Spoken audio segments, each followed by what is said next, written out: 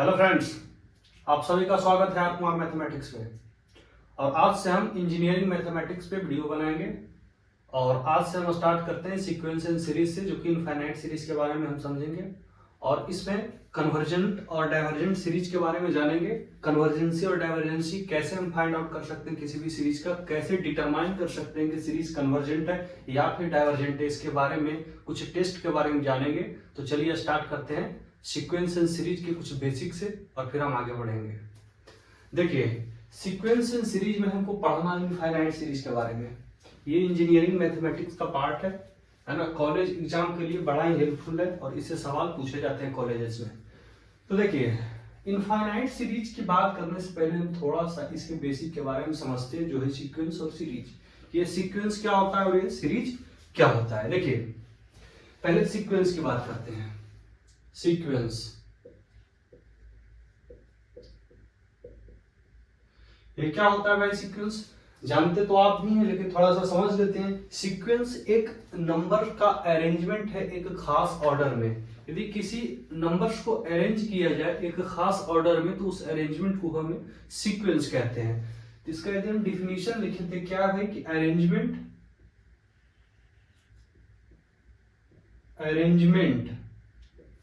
of numbers in certain order। किसी भी numbers को यदि हमें खास अरेंजमेंट की तरह अरेंज करें, खास ऑर्डर में अरेंज करें, तो उस अरेंजमेंट को हम सीक्वेंस कहेंगे। यदि हम एग्जांपल को समझे, एक एग्जांपल लेते हैं भाई। एग्जांपल क्या ले लेते हैं कि एक हम नंबर्स लेते हैं, है ना, 2 4 6 8 10 12 एंड सो ऑन। ठीक है। अब आप ये जो देख रहे हैं अरेंजमेंट, यह एक खास नंबर का अरेंजमेंट किया गया है। और वो खास नंबर क्या है कि ये इवन नंबर्स है। तो इस चीज को हम कहेंगे क्या?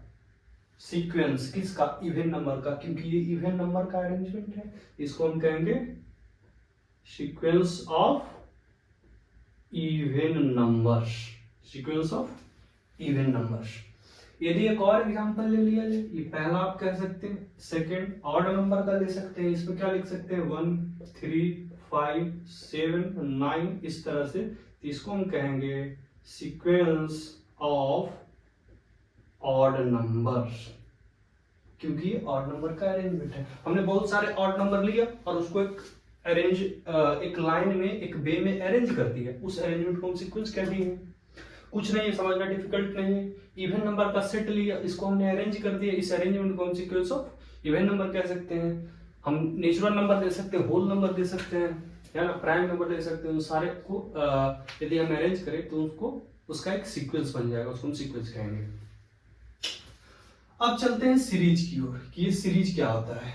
देखिए, यदि हम सीरीज की बात करें, सीरीज, तो ये भी कुछ नहीं है। ये जो हमने सीक्वेंस लिया है, यदि इसका सम कर दिया जाए तो उस चीज को हम सीरीज कहेंगे। सीरीज क्या होता है? सम ऑफ सीक्वेंस को हम सीरीज कहते हैं। जैसे ये जो हम यहां लिए इवन नंबर वाला 2 4 6 8 10 10, तो ये क्या हो गया? ये सीक्वेंस है, ये हो गया सीक्वेंस। यदि इसी का सम कर दिया जाए, जैसे 2 + 4 + 6 + 8 + 10 और प्लस सो ऑन, तो इसको हम कहेंगे सीरीज। सीक्वेंस किसका है? इवन नंबर्स का है। तो हम ये भी कह सकते हैं कि सीरीज ऑफ इवन नंबर्स। तो ये कुछ एग्जांपल हो गए, आप इसको समझ लीजिए। ठीक है। यदि दूसरा एग्जांपल लिया जाए तो आप ऑड का ले सकते हैं, जैसे हम बगल में ले चुके हैं।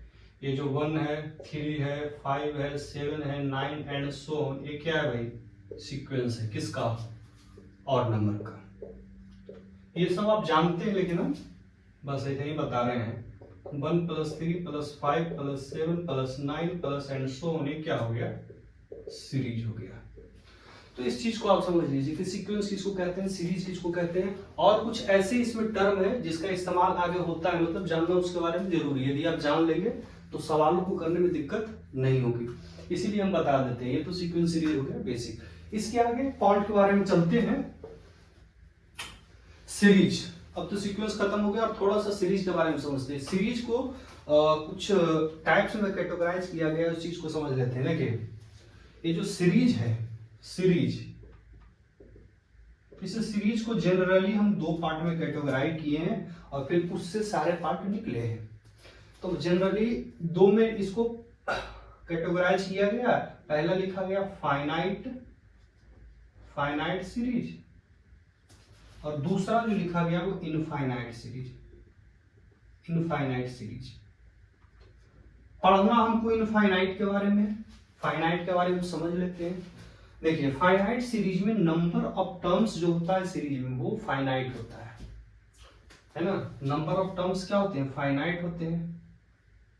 Finite number of terms of, मतलब जिस सीरीज का नंबर ऑफ टर्म्स फाइनाइट हो तो उसको फाइनाइट, और जिस सीरीज का नंबर ऑफ टर्म्स इनफाइनाइट हो उसको हम कहेंगे इनफाइनाइट सीरीज, है ना। तो इसका नंबर ऑफ टर्म्स जो होता है, नंबर ऑफ टर्म्स, ये क्या होता है भाई? इनफाइनाइट। इसको हम कहते हैं इनफाइनाइट सीरीज। पढ़ना हमको इनफाइनाइट के बारे में ही है ना। फाइनाइट के बारे में पहले पढ़ चुके हैं, क्लास 10th में शायद एपी के बारे में पढ़े थे, 12th के बारे में पढ़े, एपी जीपी एचपी के बारे में, है ना। ठीक है, तो ये सीरीज को हमने कैटेगराइज किया फाइनाइट इनफाइनाइट में। अब हमको पढ़ना है इनफाइनाइट, तो इनफाइनाइट के बारे में थोड़ा समझ लिया जाए। देखिए ये आप नोट कर सकते हैं पॉज करके।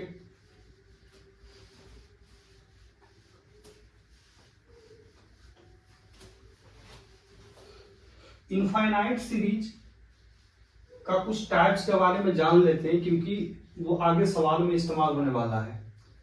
सवालों को सोल्व करने के लिए उन सारी बातों को जानना बेहद जरूरी है उसके लिए। इस कारण से हम उसके बारे में बात कर लेते हैं। कुछ खास सीरीज हैं, कुछ खास सीक्वेंसेस हैं, उनके बारे में समझ लेते हैं। देखिए भाई, इनफाइनाइट सीरीज में एक सीरीज का नाम आता है, आप नाम पहले सुन चुके होंगे, मोनोटोनिक सीरीज करके, है ना। मोनोटोनिक सीरीज करके एक नाम आता है, मोनोटोनिक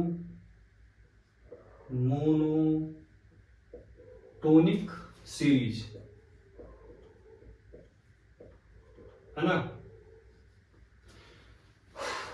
ये मोनोटोनिक क्या होता है भाई? और नाम तो सुना सुना लग रहा है मोनोटोनिक, क्योंकि इससे पहले हम सुन चुके हैं इसके बारे में।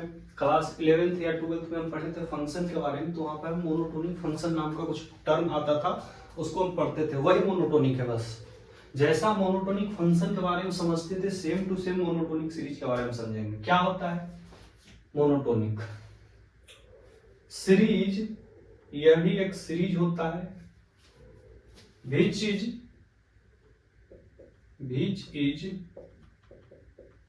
either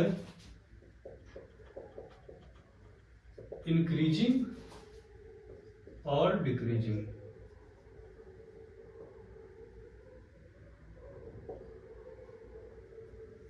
है ना। ऐसा सीरीज जो या तो इंक्रीजिंग हो या फिर डिक्रीजिंग हो, वैसे सीरीज को हम मोनोटोनिक सीरीज कहते हैं। इस चीज को समझ लीजिए, है ना। वैसे सीरीज को हम मोनोटोनिक कहेंगे। वैसा सीरीज जो या तो इंक्रीजिंग हो या फिर डिक्रीजिंग हो, वैसे सीरीज को हम मोनोटोनिक सीरीज समझेंगे, कहेंगे। और इंक्रीजिंग सीरीज डिक्रीजिंग सीरीज क्या होता है, इसके बारे में थोड़ा सा समझिए। देखिए यदि हम बात करें इंक्रीजिंग सीरीज, इंक्रीजिंग सीरीज, पहले इसके बारे में समझिए। यदि हम बात करें इंक्रीजिंग सीरीज, ये क्या होता है भाई? तो वैसा सीरीज जिसका नंबर ऑफ टर्म्स की वैल्यू इंक्रीज करती जा रही है। मतलब यदि हम समझे कि एक यूएन टर्म्स है, यूएन टर्म्स है, तो इसका पिछला टर्म अगले टर्म से यदि छोटा हो जाए, un+1 से यदि छोटा हो जाए, तो हम कहेंगे कि ये इंक्रीजिंग सीरीज है, ये इंक्रीजिंग सीरीज है। और ये जो कंडीशन है वो थ्रू आउट द सीरीज होना चाहिए, है ना।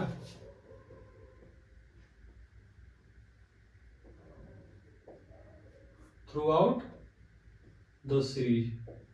इसका मतलब क्या है कि सीरीज के हर एक टर्म के लिए कंडीशन सेटिस्फाई होना पड़ेगा, तभी हम उस चीज को इंक्रीजिंग सीरीज कह सकते हैं। जैसे एग्जांपल से समझिए कि जैसे हम एक सीरीज ले लेते हैं, इवन वाला ही ले लेते हैं, हमारा पहचाना हुआ है 10 इस तरह से। अब आप इस चीज में देखिए क्या कि un+1 क्या है, इसको यदि हम un कहें तो ये un+1 हो जाएगा। un और un+1, un+1 से पहला वाला टर्म आएगा un कहेंगे और un के बाद वाला टर्म को un+1 कहेंगे। तो आप यहाँ पे देख रहे हैं कि इसका पिछला टर्म जो है वो अगले टर्म से छोटा है, या फिर इसका अगला टर्म पिछले टर्म से बड़ा है, और कहीं एक जगह नहीं है, थ्रू आउट द सीरीज यही कंडीशन सेटिस्फाई हो रहा है। देखिए ये 6 4 से बड़ा आ रहा है, 8 भी 6 से बड़ा है, 10 भी 8 से बड़ा है, और आगे 12 14 वो भी आएगा जो ये कंडीशन को सेटिस्फाई करेगा। इसका मतलब ये कहेंगे कि ये जो सीरीज है वो इंक्रीजिंग सीरीज है, क्योंकि ये इंक्रीजिंग वे में जा रहा है। लेकिन 2 आया, 4 आया, 6 आया, 8 आया, 10 आया, 12 14 16 18 20 इस तरह से बढ़ रहा है, इसका मतलब ये इंक्रीजिंग सीरीज है। इस चीज को आप समझिएगा, ये वैसा टर्म है जो इससे एक अगला है ना। ये प्रीवियस टर्म कह सकते हैं, प्रीवियस के बाद वाला टर्म कह सकते हैं। तो बाद वाला जो टर्म आएगा वो प्रीवियस टर्म से ज्यादा होना चाहिए, उसकी वैल्यू ज्यादा होना चाहिए।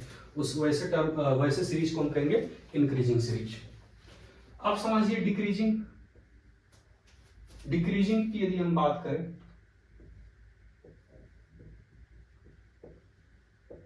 डिक्रीजिंग सीरीज ये भी बस वैसा ही है, इसको उल्टा कर देंगे मैथमेटिकली। इसको हम लिखेंगे कि un जो टर्म होगा वो un+1 वाले टर्म से बड़ा होगा, और ये भी थ्रू आउट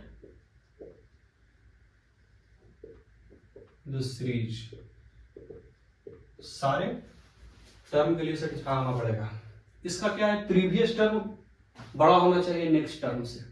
मतलब यदि हम एग्जांपल ले 0 प्लस -2 प्लस -4 प्लस -6 और इसी तरह से चलता रहे, तो आप जरा देखिए कि ये जो 0 है वो प्रीवियस टर्म है किसका, -2 का। अब ये -2 नेक्स्ट टर्म है किसका, 0 का। तो ये जो अगला टर्म है वो पिछले टर्म से छोटा है, ये जो अगला टर्म है वो पिछले टर्म से छोटा है, इसका अगला टर्म इस टर्म से छोटा है, इसका अगला टर्म इस टर्म से छोटा है। इसका मतलब आप यहाँ देख रहे हैं कि ये जो नंबर ऑफ टर्म्स है, जैसे जैसे हम आगे बढ़ रहे हैं, ये इसकी वैल्यू घटते जा रही है इसके पिछले वैल्यू से। इसका मतलब ये सीरीज कैसा है, डिक्रीजिंग है, घट रहा है इसका वैल्यू। तो घट रहा है तो इसको हम कहेंगे डिक्रीजिंग सीरीज। डिक्रीजिंग, ठीक है, डिक्रीजिंग सीरीज। ठीक है, बराबर भी नहीं होने चाहिए। अगर ये आ जाए कि यहाँ 2, जैसे ऐसा लिखे, आप समझिए इस चीज को कि 2 और +2 और +4 +6, अगर ऐसा लिखे इस तरह से, तो आप क्या देख रहे हैं कि ये टर्म और इसका अगला टर्म दोनों बराबर आ रहा है। तो इस टर्म, वैसे टर्म को मोनोटोनिक नहीं कहने वाले हैं, बराबर आना ही नहीं है, क्योंकि मोनोटोनिक सीरीज वैसा सीरीज इंक्रीजिंग और सीरीज इंक्रीजिंग और डिक्रीजिंग स्ट्रिक्टली इंक्रीजिंग की बात करता है और स्ट्रिक्टली डिक्रीजिंग की बात करता है। तो स्ट्रिक्टली इंक्रीजिंग और स्ट्रिक्टली डिक्रीजिंग में इक्वल टू नहीं आता है।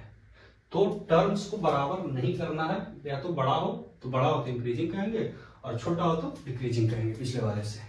ठीक है, तो ये इंक्रीजिंग और डिक्रीजिंग के बारे में बात हो गई। आप इस चीज को समझ लीजिए, क्योंकि अगला जो टेस्ट पढ़ने वाले हैं उसमें डिक्रीजिंग के बारे में रहेगा। ठीक है, आगे बढ़ा जाए। देखिए एक और सीरीज है, उसके बारे में थोड़ा समझ लेते हैं। मोनोटोनिक हो गया, तो अगला एक सीरीज के बारे में बात करते हैं। आप इसको नोट कर सकते हैं पॉज करके। अगला एक सीरीज है, हम यही कर लेते हैं बात,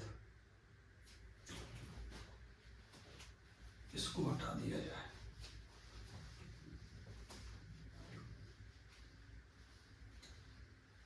एक बड़ा जाना माना सीरीज है, उसके बारे में समझना बड़ा जरूरी है, बहुत जरूरी है। देखिए एक सीरीज है जिसको हम कहते हैं hyper harmonic series. Harmonic series तो आप जानते होंगे एचपी, लेकिन ये क्या है, हाइपर हार्मोनिक है। ठीक है, कैसा सीरीज को हम हाइपर हार्मोनिक कहेंगे? अगर कोई सीरीज इस तरह से हो 1/1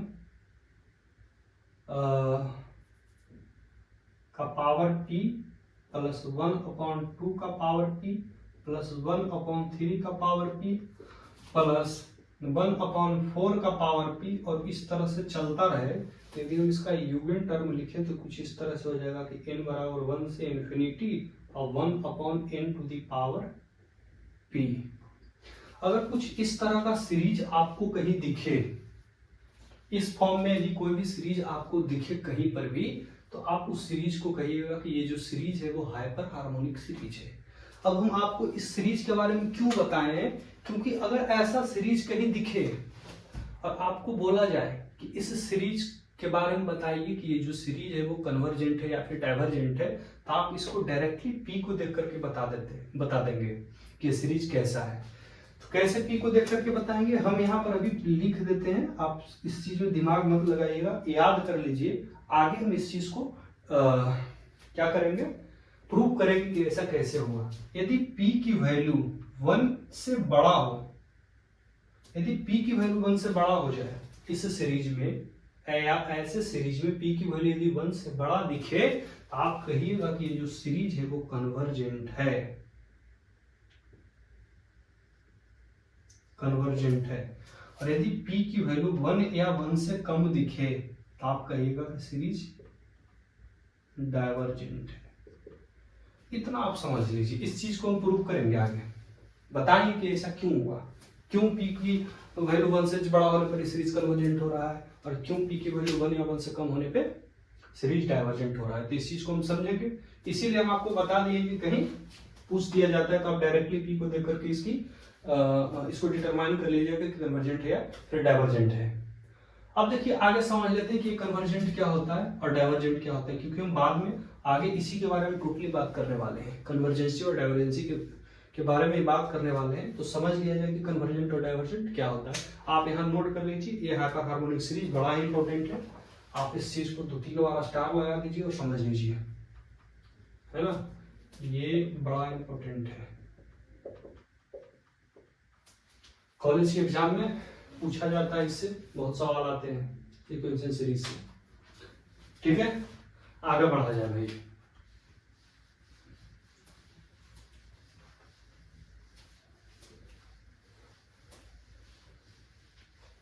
ठीक है, देखिए हाइपर हार्मोनिक हो गया। अब कन्वर्जेंट क्या होता है, डाइवर्जेंट क्या होता है, ये थोड़ा समझ लिया जाए। देखिए कन्वर्जेंट सीरीज क्या होता है कन्वर्जेंट, आप नाम से समझिए इस चीज को। कन्वर्जेंट कह रहा है मतलब आपको ऐसा लग रहा होगा कि कोई चीज एक पॉइंट पे आकर के मिल रहा है। अरे बोलिए, आपको ऐसा लगना चाहिए इसके नाम को सुन करके, कन्वर्जेंट नाम को सुन करके, कि बहुत सारे वैल्यूज एक पॉइंट पे आकर के मिल रहे हैं, उस चीज को हम कहेंगे कन्वर्जेंट। ये समझने के लिए यदि कोई सीरीज लिया जाए, कोई सीरीज लिया जाए, हम ये इस तरह से ले लेते हैं भाई कि a1 plus a2 plus a3 इस तरह से इनफाइनाइट तक, और ये यदि फाइनाइट हो जाए, ये यदि फाइनाइट हो जाए, तो हम कहेंगे कि ये जो सीरीज है वो कन्वर्जेंट सीरीज है। मतलब सीधा सा मीनिंग ये है कि किसी भी सीरीज की वैल्यू यदि फाइनाइट मिल रही है, किसी भी सीरीज की वैल्यू यदि फाइनाइट मिल रही है, तो हम उस सीरीज को कन्वर्जेंट सीरीज कहेंगे। और डाइवर्जेंट जस्ट इसका अपोजिट है। अब देखिए मैथमेटिकली इस चीज को क्या लिखते हैं पहले समझ लिया जाए। कन्वर्जेंट को मैथमेटिकली यदि गिवन कोई सीरीज है, n बराबर 1 से इन्फिनिटी और un इस तरह से, तो limit n tends to infinity un की वैल्यू 0 होना चाहिए, तभी हम कहेंगे कि कोई भी सीरीज कन्वर्जेंट है। लेकिन ऐसा नहीं है कि यदि 0 हो गया तो वो सीरीज कन्वर्जेंट ही होगा, वो कुछ और भी हो सकता है ना। तो आप पहले इतना समझ लीजिए कन्वर्जेंट के बारे में। अगला है डाइवर्जेंट, अगला है डाइवर्जेंट सीरीज। ये क्या होता है, इसका भी नाम है। अब देख सुन रहे हो कि डाइवर्ज कर रहा है मतलब दूर जा रहा है, दूर जा रहा है, कहां जा रहा है पता नहीं है, कहां जा रहा है पता नहीं है। तो अगर कोई सीरीज लिया जाए कुछ इस तरह से a1 plus a2 plus a3 and so on infinity तक, अगर इसकी वैल्यू इनफाइनाइट हो जाए तो हम कहेंगे सीरीज कैसा है, सीरीज कैसा है, सीरीज डाइवर्जेंट है, डाइवर्जेंट है, डाइवर्जेंट है, डाइवर्जेंट है। अरे यदि इसका मैथमेटिकली मीनिंग लिखे भाई, डाइवर्जेंसी का यदि मैथमेटिकली हम लिखे तो क्या लिख सकते हैं, देखिए इसको मैथमेटिकली लिखते हैं कि लिमिट, यदि कोई सीरीज गिवन है, या हम इस यूएन की बात कर लेते हैं, है ना, कोई सीरीज गिवन यदि यूएन है, तो यदि हम n टेंड्स टू इंफिनिटी के लिए इसका लिमिट ले तो ये इनफाइनाइट आना चाहिए। यदि इनफाइनाइट आ गया तो हम कहेंगे क्या कि यूएन कैसा है, यूएन जो सीरीज है वो डाइवर्जेंट सीरीज है, डाइवर्जेंट सीरीज है। बात खत्म। यही है कन्वर्जेंट और डाइवर्जेंट। कन्वर्जेंट मतलब सीरीज की वैल्यू कितनी आनी चाहिए, फाइनाइट आनी चाहिए, जीरो भी आ सकता है। लिमिट मैथमेटिकली कंडीशन ये है कि किसी भी सीरीज पर यदि limit n tends to infinity लगाया जाए तो उस लिमिट की वैल्यू जीरो आनी चाहिए, तभी वो कन्वर्जेंट होगा। लेकिन ऐसा जरूरी नहीं है, कि यदि ये जीरो आ गया तो सीरीज कन्वर्जेंट ही होगा। आप इतना याद रखिए, सीरीज कुछ और भी हो सकता है, क्या होगा बाद में बात करेंगे। आप इतना समझ लीजिए, कन्वर्जेंट हो गया, डाइवर्जेंट हो गया, आप इस चीज को समझिए। अब आगे चला जाए, आगे बात करते हैं कि यदि सीरीज गिवन हो और आपसे पूछ दिया जाए सवालों में, कॉलेज के एग्जामों में, ये सीरीज जो है वो बताइए, इस सीरीज को डिटरमाइन कीजिए कि सीरीज कन्वर्जेंट है या फिर डाइवर्जेंट है, तो कैसे डिटरमाइन करेंगे, उसके कुछ टेस्ट के बारे में समझेंगे, उस पर कुछ टेस्ट लगाएंगे और उस टेस्ट से हम समझ लेंगे कि कन्वर्जेंट है या डाइवर्जेंट है। तो कुछ टेस्ट है उनके बारे में हम बात कर लेते हैं और एक एक करके उन सारे टेस्टों को हम डिस्कस करेंगे, है ना। देखिए टेस्ट, अब यहां से है जो कहानी स्टार्ट होता है, यहां तक बात रही इंट्रोडक्शन की, है ना। अब इंटरवल कुछ देर बाद आएगा, इंटरवल कुछ देर बाद आएगा, अभी कहानी चलेगा। ये ट्रेलर था, पिक्चर अभी चलेगा। देखिए कुछ टेस्ट के बारे में यहां लिखते हैं और एक एक करके उन सारे टेस्टों को हम डिस्कस करेंगे। टेस्ट 4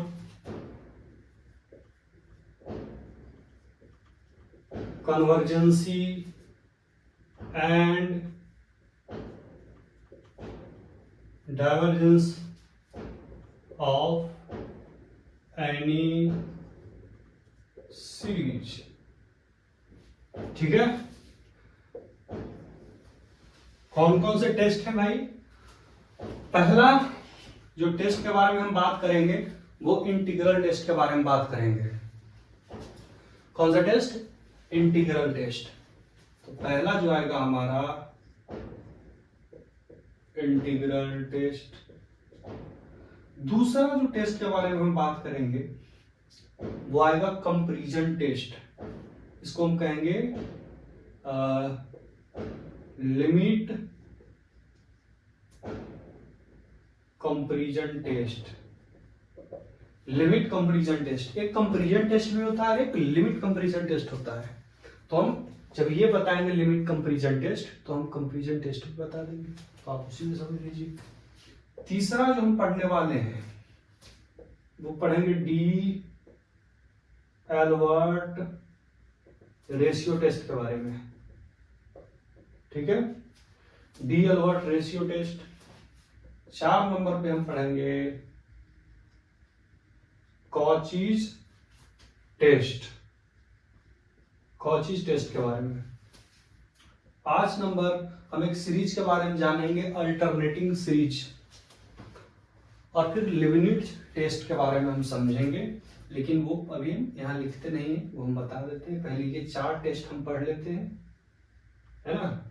ये 4 टेस्ट पहले हम पढ़ेंगे और उसके बाद हम एक सीरीज की ओर मुड़ेंगे जिसको कहते हैं अल्टरनेटिंग सीरीज, एंड देन पढ़ेंगे पावर सीरीज के बारे में, है ना। चलिए, तो पहला इंटीग्रल टेस्ट से हम डिस्कस करते हैं, ठीक है। इंटीग्रल टेस्ट चलिए समझते हैं। तो ये 3 को खत्म किया जाए, पहले बात किया जाए इंटीग्रल टेस्ट से।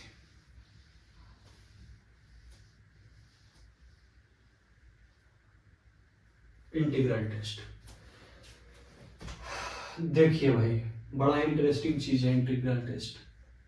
आप इसको पहला नंबर भी कह सकते हैं स्टार लगा करके, बड़ा शानदार चीज है और बड़ा आसानी से समझेंगे। डिफिकल्ट तो है ही नहीं, कुछ करना ही नहीं है इसमें, डिफिकल्ट कैसे रहेगा।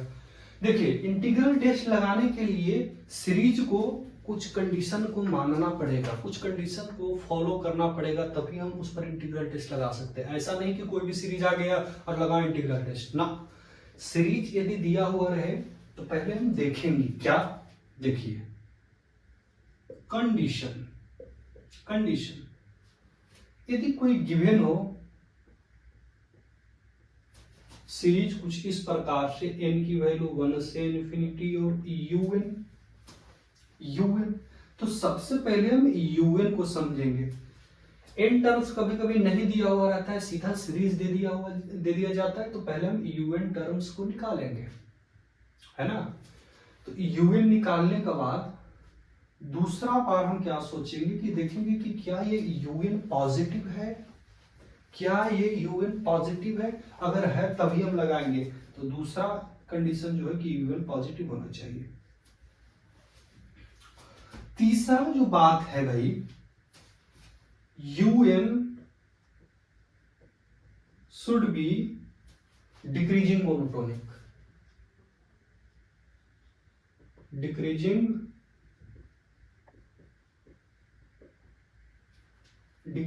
मोनोटोनिक।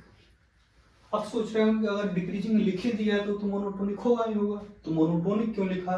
डिक्रीजिंग मोनोटोनिक कहने का मतलब कि सीरीज स्ट्रिक्टली डिक्रीजिंग होनी चाहिए। ये हम पहले बता चुके हैं कि क्या होता है, ठीक है। तो इसके लिए हम क्या लिखते थे कि un की वैल्यू un प्लस 1 की वैल्यू से बड़ा होता है, मतलब प्रीवियस टर्म नेक्स्ट टर्म से बड़ा होना चाहिए, ठीक है, बड़ा होना चाहिए।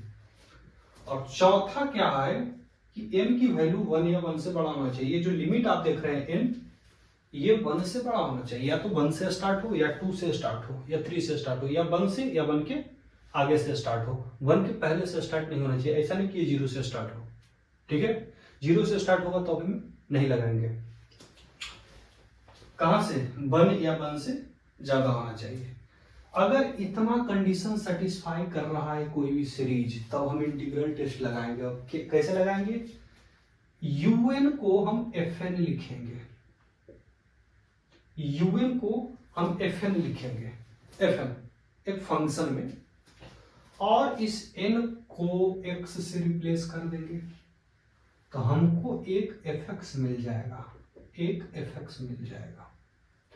अब इस fx पर इंटीग्रल लगा देना है। नाम ही है इंटीग्रल टेस्ट, तो लगाना भी है इंटीग्रल। तो यहाँ इंटीग्रल लगा दें f ऑफ x, तो साथ में dx तो रहेगा ही रहेगा। और ये जो लिमिट दिया हुआ है 1 से इन्फिनिटी, वो 1 से इन्फिनिटी कर देना है, बस इतना करना है। और आगे इंटीग्रेशन करना है। इंटीग्रेशन करने के बाद यदि इसकी वैल्यू फाइनाइट मिले तो कहेंगे कि कन्वर्जेंट है।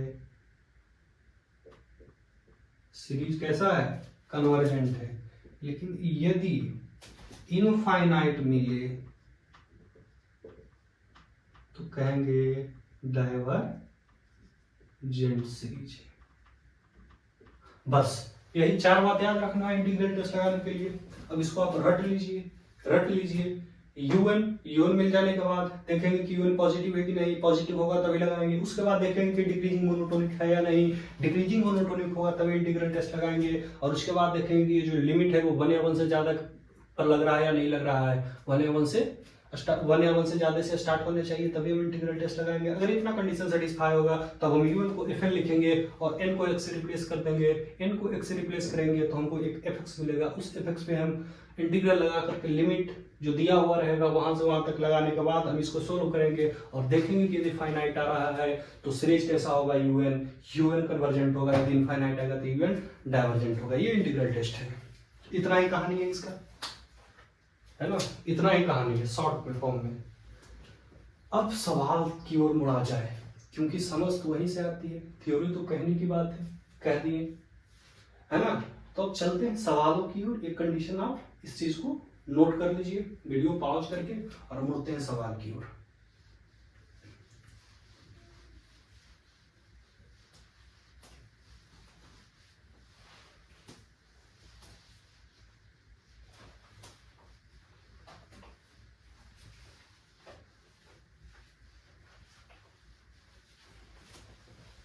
ठीक है, सवाल क्या है भाई, एक ले लेते हैं क्वेश्चन। ये n बराबर 1 से इंफिनिटी और 1/n²।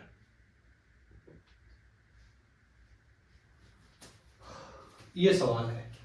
अब पूछा है ये कि बताइए ये जो सीरीज है, ये जो सीरीज है वो कैसा है, वो कैसा है, कन्वर्जेंट है या डाइवर्जेंट है। तो कैसे बताएंगे, समेशन के आगे जो चीज रहेगा उसको हम यूएन डिटरमाइन करेंगे। तो यूएन हमारा क्या आ जाएगा 1/n²।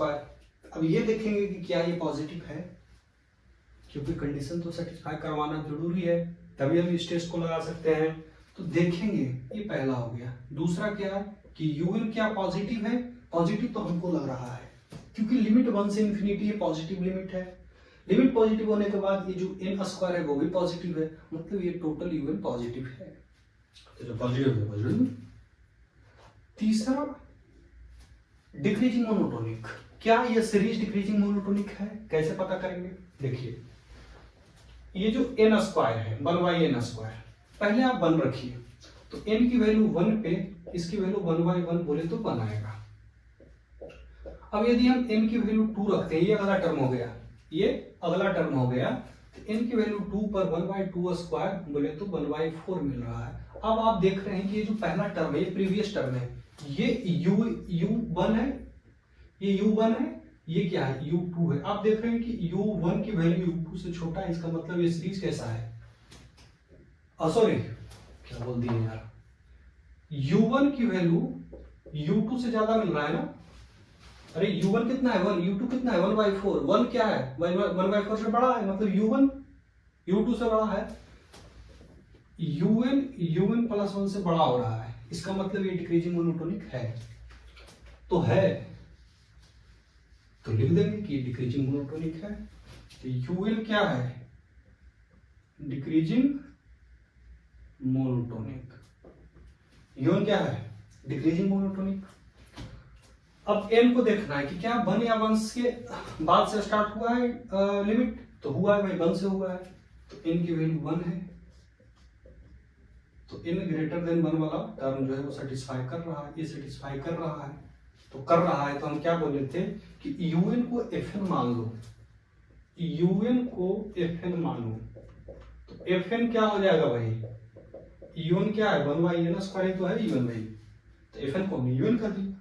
अब क्या बोले थे कि n को x से रिप्लेस कर दो, तो n को x से रिप्लेस कर दिया जाए तो fx मिलेगा, और वो fx क्या मिलेगा 1/x²।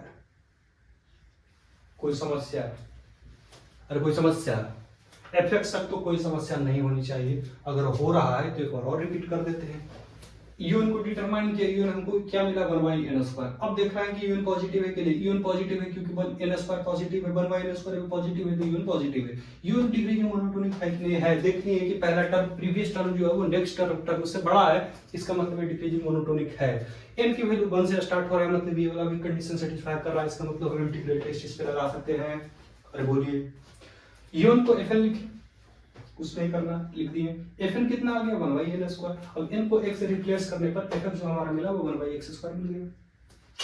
अब 1/x² मिला है तो हम क्या करते हैं, f(x) dx, लिमिट क्या है 1 से इन्फिनिटी, तो 1 से इन्फिनिटी, तो क्या मिल जाएगा fx कितना है 1y(x²) dx 1 से इन्फिनिटी, इसका इंटीग्रेशन बड़ा आसान, इसको लिख सकते हैं -2 + 1 अपॉन -2 + 1 और 1 से इन्फिनिटी।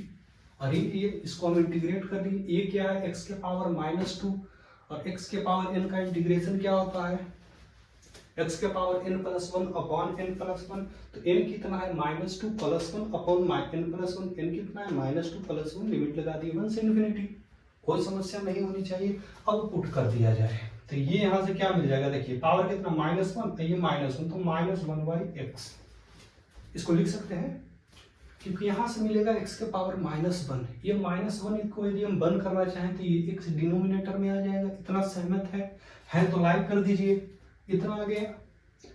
और यहाँ से -2 + 1 कितना मिलेगा -1, और लिमिट क्या लगाएंगे 1 से इन्फिनिटी, कोई समस्या नहीं। अब जरा देखिए कि इन्फिनिटी जैसे रखिए, upper limit minus lower limit, तो -1/∞ और -1/1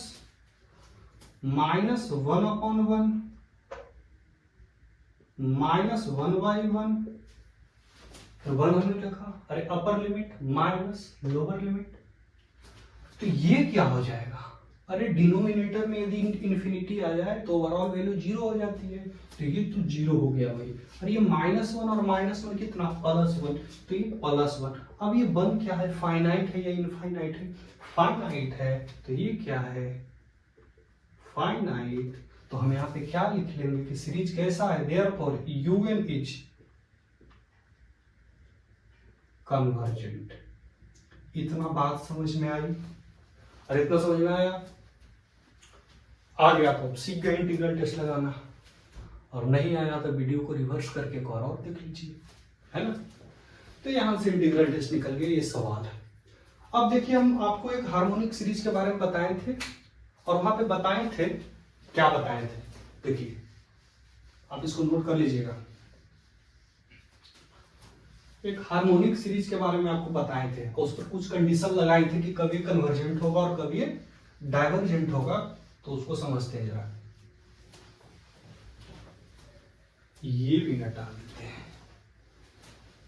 देखिए एक हमने आपको सीरीज बताया था कुछ इस प्रकार से, n की वैल्यू 1 से इन्फिनिटी और 1/n का पावर p, और वहां पे हम आपको बताए थे कि यदि p की वैल्यू 1 से बड़ा हो जाए तो इसको हम कन्वर्जेंट कहते थे, और यदि p की वैल्यू 1 या 1 से छोटा हो जाए तो इसको डाइवर्जेंट कहते थे। अभी जो सवाल किए हैं ना वो हार्मोनिक सीरीज ही था, वहां पर p की वैल्यू 2 था, अरे बोलिए n² था, p की वैल्यू 2 था, और 2 क्या था 1 से बड़ा था, तो कैसा मिला कन्वर्जेंट, क्यों मिला वो देखिए। इंटीग्रल टेस्ट इस पर लगाएंगे, इंटीग्रल टेस्ट इस पर लगाने वाले हैं हम, ठीक है। कैसे लगाएंगे देखिए, un हमारा कितना है 1/n के पावर p, इस un को हम fn कहेंगे तो fn हमको कितना मिलेगा 1 के पावर p, और n को x से जैसे रिप्लेस करेंगे तो हमको एक fx मिलने वाला है जो 1/x के पावर p है। अब जैसे हम इस पर इंटीग्रल टेस्ट लगाएंगे, हम ये बता रहे हैं कि ऐसा क्यों हुआ, जैसे हम इस पर इंटीग्रल टेस्ट लगाएंगे तो हमको कुछ इस प्रकार से मिलने वाला है x के पावर p dx और 1 से इन्फिनिटी। अरे बोलिए हम इसको लिख सकते हैं x के पावर -p dx 1 से इन्फिनिटी। अब x के पावर -p, इसका इंटीग्रेशन क्या हो जाएगा, इसका इंटीग्रेशन हो जाएगा x के पावर -p + 1 अपॉन -p + 1, और ये जो लिमिट होगा वो 1 से इन्फिनिटी तक जाने वाला है। इतना कंफर्म है, ठीक है। अब जरा आप देखिए इस चीज को भाई, यहाँ पे इस चीज को, इसको हम लिख सकते हैं x के पावर 1 - p, लिख सकते हैं, ठीक है।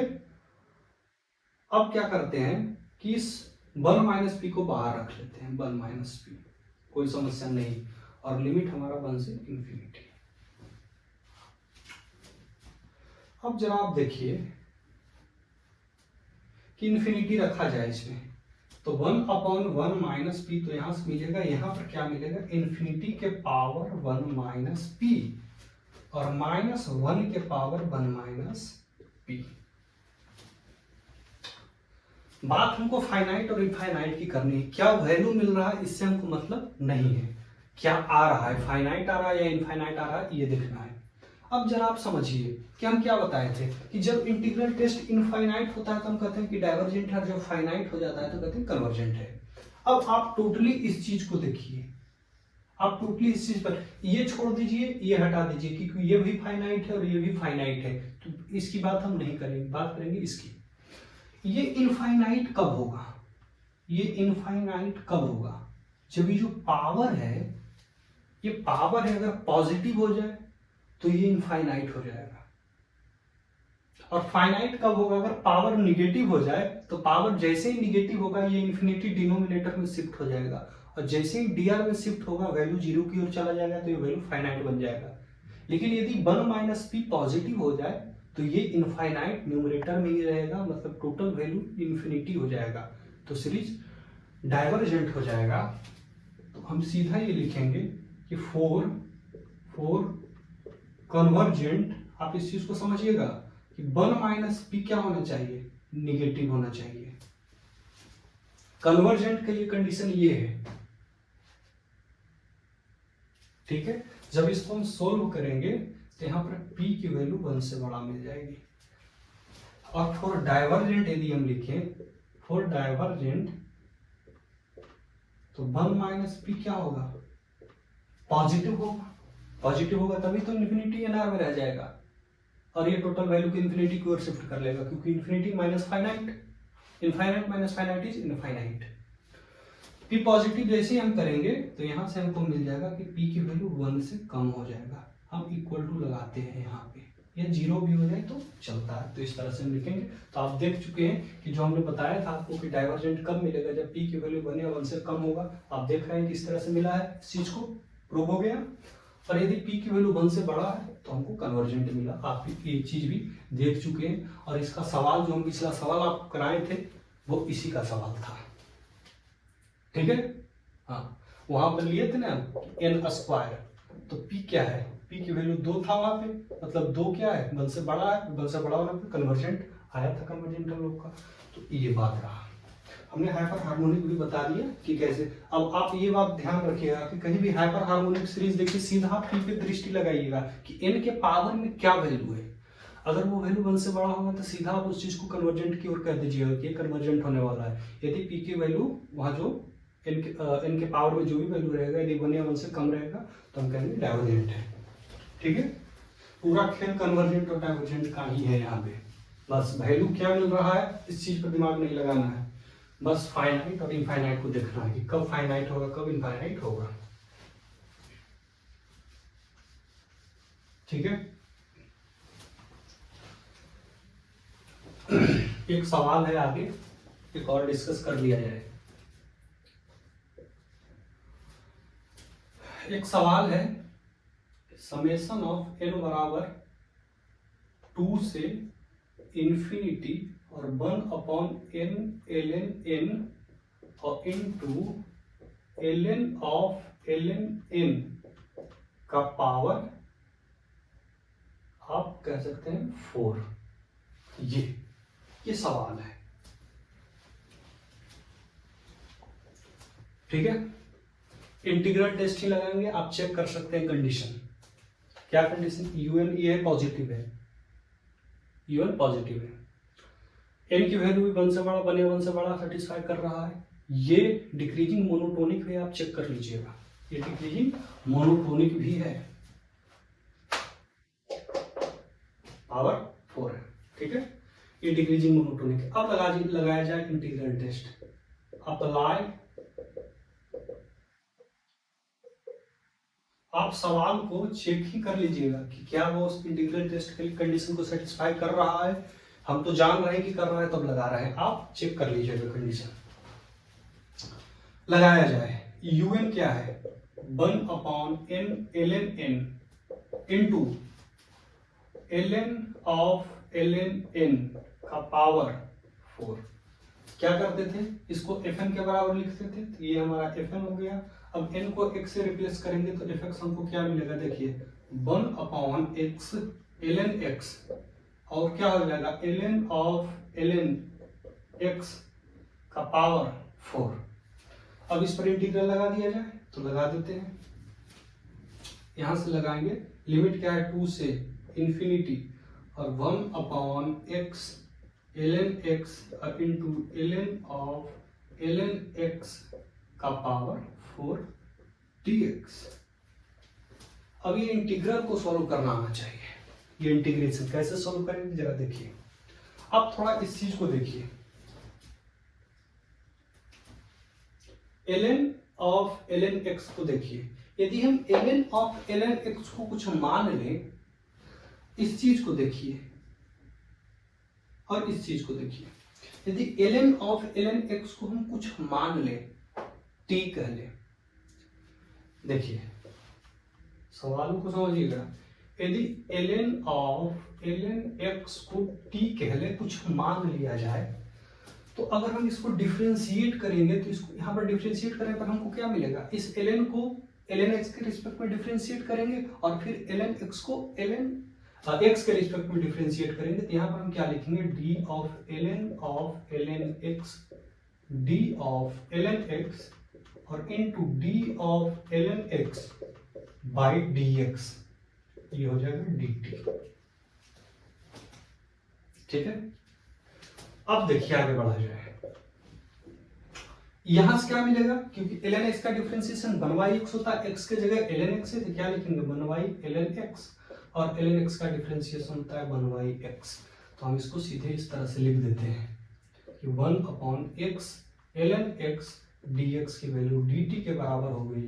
अब आप जरा यहाँ पे देखिए, कि इसको हमने t कहा है और ये dx को हम साथ ले लें, इस dx को। अब जरा देखिए यहाँ पे, इतना करने के बाद हमारे पास है क्या, dx upon x ln x और ln ऑफ ln x का पावर है 4 2 से इन्फिनिटी, अरे यही है। अब ये dx upon x ln x हमको dt के बराबर मिल रहा है, जरा देखिएगा। और इस चीज को हमने t मान लिया है तो हम इस चीज को डायरेक्टली ये चीज लिख सकते हैं कि dt बाई t के पावर 4।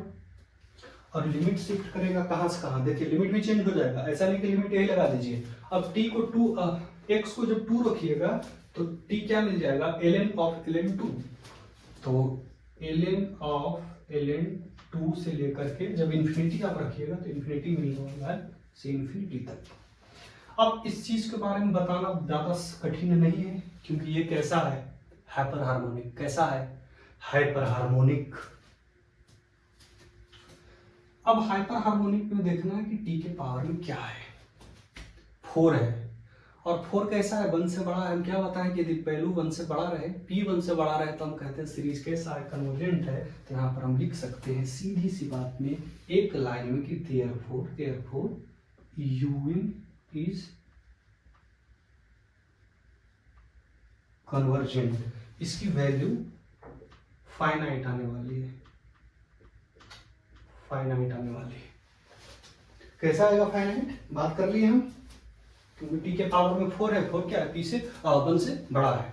ये हाइपर हार्मोनिक है, इसलिए हम हाइपर हार्मोनिक की बात की, क्योंकि उससे मिलता जुलता सवाल पूछता ही है। ठीक है, ये सवाल का डिस्कशन रहा।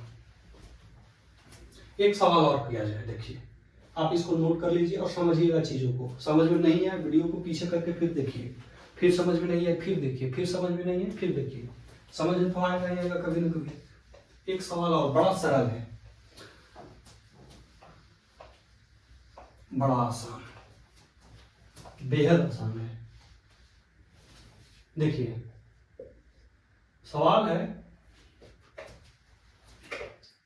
Summation of n equal to 1 से इंफिनिटी और 1 upon n under root n square minus 1। ये इंटीग्रल टेस्ट लगाया जाए। अभी तो इंटीग्रल टेस्ट ही लगाएंगे क्योंकि वही पढ़ाए हैं। अप्लाई इंटीग्रल टेस्ट क्या करेंगे, एफ एक्स हमको क्या मिल जाएगा, 1 अपॉन एक्स और under root x square minus 1। और x की वैल्यू कहाँ है, 1 से इंफिनिटी तक जा रही है, तो जैसे हम इंटीग्रल लगाएंगे 1 से इन्फिनिटी तक, तो 1/x और √x² माइनस 1 dx। ये अब इंटीग्रल सॉल्व करना है हमको। अब जैसा कुछ आपको इस तरह दिखे डिनोमिनेटर में, आप याद कर लीजिए, इसका इंटीग्रेशन होता है sec inverse x। Sec inverse x कहां से कहां तक? 1 से इन्फिनिटी तक। सेक इनवर्स x, ठीक है। अब आप लिमिट लगा दीजिए, तो सेक इनवर्स इन्फिनिटी और माइनस सेक इनवर्स 1, ये चीज तो फाइनाइट है। सेक इनवर्स 1 ये कितना होता है? अरे बोलिए, 0 पे, ठीक है। और ये इन्फिनिटी कब हो जाता है? π/2 पे।